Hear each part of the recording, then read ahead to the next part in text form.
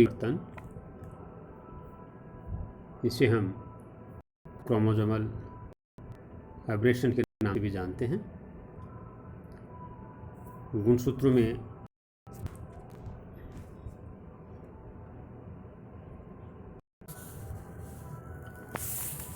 गुणसूत्र एब्रेशन में हम गुणसूत्रों पर उपस्थित जीन की संख्या में कमी या अधिकता के संदर्भ में अध्ययन करते हैं।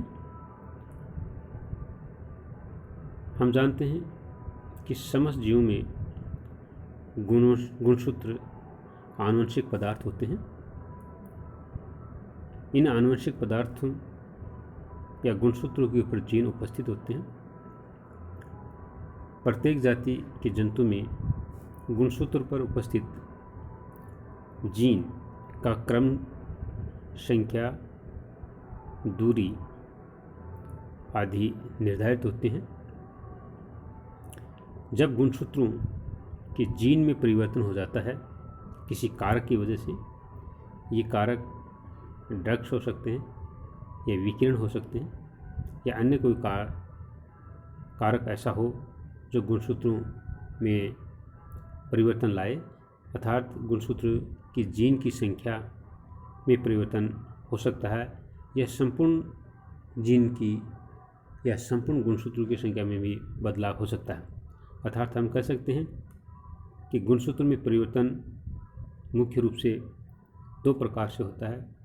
एक, गुणसूत्र में उपस्थित जीन की संख्या में परिवर्तन होना तथा दूसरा प्रकार का परिवर्तन जब संपूर्ण गुणसूत्र जो जीवों में पाए जाते हैं उनकी संख्या में परिवर्तन आ जाए।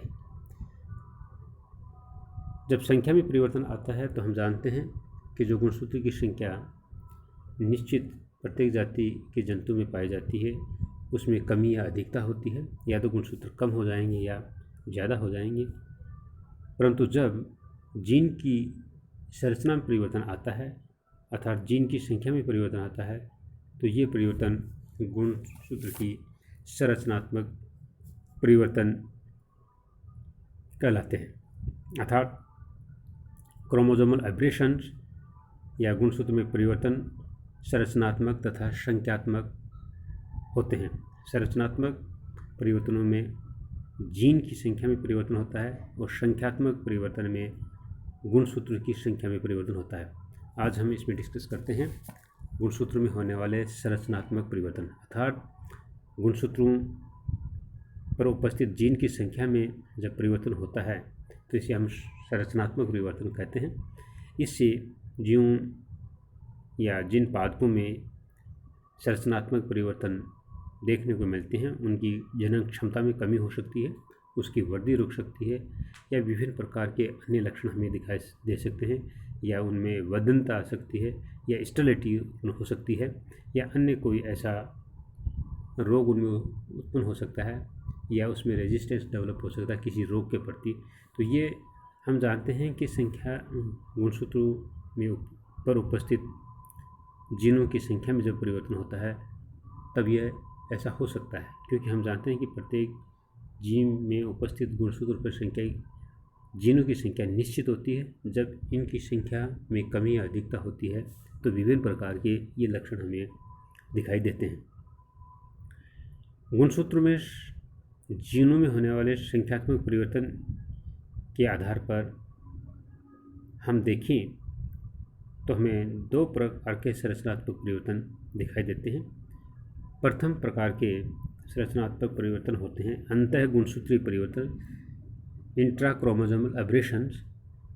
ये ऐसे परिवर्तन हैं जो एक ही गुणसूत्र में जब जीनों की संख्या में कमी या बढ़ोतरी होती है तो हम इन्हें अंतः गुणसूत्रीय परिवर्तन के नाम से जानते हैं या इंट्रा क्रोमोसोमल एब्रेशन के नाम से जानते हैं। जब दो गुणसूत्र के मध्य जीनों की संख्या में परिवर्तन होता है तो उसे हम अंतरा गुणसूत्रीय परिवर्तन या इंटर क्रोमोसोमल एब्रेशन के नाम से जानते हैं। सर्वप्रथम हम देखते हैं अंतः गुणसूत्रीय परिवर्तन या इंट्रा क्रोमोसोमल एब्रेशंस। ये मुख्य रूप से तीन प्रकार के होते हैं। प्रथम डिलीशंस, न्यूनता। द्वितीय प्रकार के डुप्लीकेशंस, द्विगुणन। तृतीय प्रकार के होते हैं इन्वर्शंस, प्रतिलोम प्रकार के। चूँकि ये तीनों ऐसे प्रकार हैं जिनमें गुणसूत्र के ऊपर उपस्थित जीनों की संख्या में परिवर्तन होता है। गुणसूत्र का कोई एक भाग हट करके किसी दूसरे गुणसूत्र के साथ चिपक सकता है, तो इससे गुणसूत्र की संख्या में परिवर्तन आ जाता है। दूसरे प्रकार के जो अंतरा गुणसूत्रीय परिवर्तन हम देखते हैं, इसमें गुणसूत्रों के भाग किसी दूसरे गुणसूत्र के साथ चिपक जाते हैं या अटैच हो जाते हैं, जिससे गुणसूत्रों में हमें परिवर्तन दिखाई देते हैं। सर्वप्रथम हम देखते हैं डेलेशंस या न्यूनता। इसकी खोज करने वाले वैज्ञानिक ब्रिज 1917 थे। इन्होंने ड्रोसोफिला में इस प्रकार की न्यूनता को या गुणसूत्रीय पर उपस्थित जीन की कमी को अध्ययन किया। इन्होंने देखा कि विकिरण आदि से गुणसूत्र पर उपस्थित जीन हैं वो टूटकर अलग हो जाते हैं, और ये दो प्रकार से हो सकते हैं। प्रथम प्रकार हो सकता है इसमें टर्मिनल डेलीशन, या गुणसूत्र का अंतस्थ भाग जो होता है, इस पर उपस्थित जब जीन का भाग टूट करके, या ये कहें कि गुणसूत्र का भाग या खंड टूट करके अलग हो जाता है, तो ये टर्मिनल डेलीशन के नाम से जाना जाता है। इसी प्रकार से इंटरस्टेटियल डेलेशंस या अंतरालीय न्यूनता, जब गुणसूत्र का मध्य का भाग या गुणसूत्र के मध्य भाग में उपस्थित जीन का खंड जब टूट जाता है, तो उसे हम अंतरालीय न्यूनता के नाम से जानते हैं। तो इस प्रकार से जब गुणसूत्रों के अंतस्थ भाग या मध्य भाग के अंदर कोई खंड टूट करके अलग हो जाता है, तो इससे गुणसूत्रों पर उपस्थित जीनों में कमी हो सकती है। इससे विभिन्न प्रकार की बीमारियां उत्पन्न हो सकती हैं या अन्य विशेष प्रकार के गुण जीवों में उत्पन्न हो सकते हैं। मनुष्य में हम देखें कि 5वें गुणसूत्र में जब इस प्रकार की न्यूनता पाई जाती है, तो इसमें काइड्यू सिंड्रोम उत्पन्न हो जाता है। इस सिंड्रोम के कारण जब बच्चा अपनी आवाज़ निकालता है, तो उसकी आवाज़ हमें बिल्ली जैसी आवाज़ सुनाई देती है। अर्थात काइड्यू सिंड्रोम की वजह से बच्चे में रोने की आवाज़ बिल्ली जैसी हो जाती है। तो इस प्रकार के जो चेंजेस हमें दिखाई देते हैं जंतु में, ये डेलेशंस या गुणसूत्रों में कमी या न्यूनता के कारण हमें दिखाई देते हैं। नेक्स्ट हम अध्ययन करते हैं डुप्लीकेशंस। डुप्लीकेशंस एक ऐसे परिवर्तन है जिनके संरचनात्मक परिवर्तन है। जब किसी गुणसूत्र का एक खंड टूट करके दूसरे गुणसूत्र के क्रोमेटिड के साथ जब जुड़ जाता है, तो हम जा सकते हैं कि ये डुप्लीकेशन होगा। यानी एक खंड एक गुणसूत्र से टूटा और दूसरे गुणसूत्र के साथ जाकर के चिपक जाता है, तो वहाँ पर गुणसूत्र पर एक खंड का भाग पुनः गुणसूत्र पर जुड़ता है, तो वो हमें 2 बार दिखाई देता है। अर्थात गुणसूत्र दोहरे रूप में हमें दिखाई देते हैं, इसलिए हम इसे द्विगुणन कहते हैं। ये टेंडम डुप्लीकेशन के नाम से जाना जाता है, तथा डिस्प्लेस्ड डुप्लीकेशन के नाम से, तथा displaced duplications, displaced tandem duplications आदि के नाम से इसे हम अध्ययन करते हैं। सर्वप्रथम हम देखते हैं अनुक्रमी द्विगुणन, टेंडम डुप्लीकेशंस। गुणसूत्र के किसी खंड के भाग पुनः उसी खंड के ऊपर पुनरावृत्ति करते हैं। अर्थात हम कह सकते हैं कि कोई गुणसूत्र का एक भाग टूट करके उसी के ऊपर पुनः पुनरावृत्ति को प्रदर्शित करता है, तो उन जीन की संख्या हमें डबल रूप में दिखाई देती है। इसी प्रकार से प्रतिलोम टेंडम डुप्लीकेशंस या डिस्प्लेस्ड टेंडम डुप्लीकेशंस का हम अध्ययन करते हैं, तो हम देखते हैं कि गुणसूत्र के समान खंड का पुनः उल्टे क्रम में उसी गुणसूत्र के ऊपर हमें चिपका हुआ भाग दिखाई देता है। अर्थात ये कह सकते हैं कि इसमें उल्टे क्रम के अंदर जीन पाए जाते हैं। विस्पातित डिस्प्लेस्ड डुप्लीकेशंस में हम कह सकते हैं गुणसूत्र के ऊपर ये टूटा हुआ खंड उस दूरी पर पुनः जुड़ जाता है। अर्थात हम कह सकते हैं कि एक निश्चित क्रम के बाद दूसरे जीन आ जाते हैं और पुनः वही जीन हमें इस प्रकार के द्विगुणन में दिखाई देते हैं या इस प्रकार के डुप्लीकेशन में दिखाई देते हैं। इसी के क्रम में हम आगे देखते हैं पक्षांतरण द्विगुणन।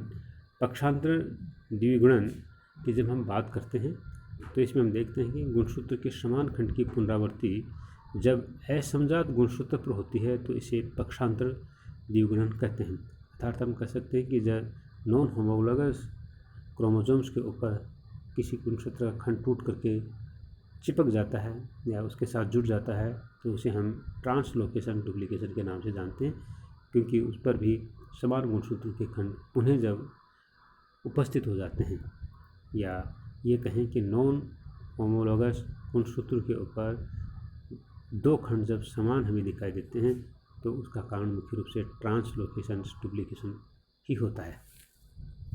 नेक्स्ट हम अध्ययन करते हैं इन्वर्शंस। इन्वर्शंस जैसा कि हमें नाम से ही प्रतीत है, इसे प्रतिलोपन के नाम से जानते हैं। गुणसूत्र के किसी भाग में जब जीन का सामान्य क्रम उल्ट जाता है तो उसे हम इन्वर्शन कहते हैं। अर्थात कह सकते हैं गुणसूत्र के जो जीन पाए जाते हैं उनका एक निश्चित क्रम होता है, जब इसका उल्टा क्रम हमें जब दिखाई देता है तो इसे हम प्रतिलोपन या इन्वर्शन के नाम से जानते हैं। ये मुख्य रूप से दो प्रकार के होते हैं, प्राकेंद्रीय प्रतिलोपन पैरासेंट्रिक इन्वर्शंस तथा प्रीकेंद्रीय प्रतिलोपन पेरिसेंट्रिक इन्वर्शंस। पैरासेंट्रिक इन्वर्शन में गुणसूत्र का खंड जो टूट करके अलग होता है, अर्थात जिसमें क्रम बदल जाता है, उस भाग के अंदर सेंट्रोमियर जुड़ा होता है। सेंट्रोमियर उसमें मुख्य रूप से हम कह सकते हैं कि साथ नहीं होता है, परंतु प्रीकेंद्रीय प्रतिलोपन होता है, उसमें सेंट्रोमियर भी साथ होता है, अर्थात गुणसूत्र के इस भाग में सेंट्रोमियर पाया जाता है। तो हम कह सकते हैं कि प्राकेंद्रीय प्रतिलोपन जिसमें सेंट्रोमियर गुणसूत्र के खंड के साथ नहीं होता है, मगर प्रीकेंद्रीय प्रतिलोपन में सेंट्रोमियर गुणसूत्र के भाग के साथ पाया जाता है। तो ये दोनों प्रकार के एब्रेशन हैं, प्रतिलोपन प्रकार के एब्रेशन या प्रतिलोपन कहलाते हैं। नेक्स्ट हम डिस्कशन करते हैं इसमें स्थानांतरण ट्रांसलोकेशन, अर्थात जब गुणसूत्र का एक खंड टूटकर दूसरे नॉन होमोलॉगस गुणसूत्र के साथ जुड़ जाता है तो इस प्रकार के हमें प्रतिलोपन दिखाई देते हैं, क्योंकि यहाँ गुणसूत्र का भाग टूट करके दूसरे नॉन होमोलॉगस गुणसूत्र के ऊपर चला जाता है, तो इसे हम स्थानांतरण कहते हैं। ये मुख्य रूप से दो प्रकार का होता है, एक पार्श्विक स्थानांतरण यूनिलेटरल ट्रांसलोकेशंस, इसमें गुणसूत्र खंड टूटकर दूसरे गुणसूत्र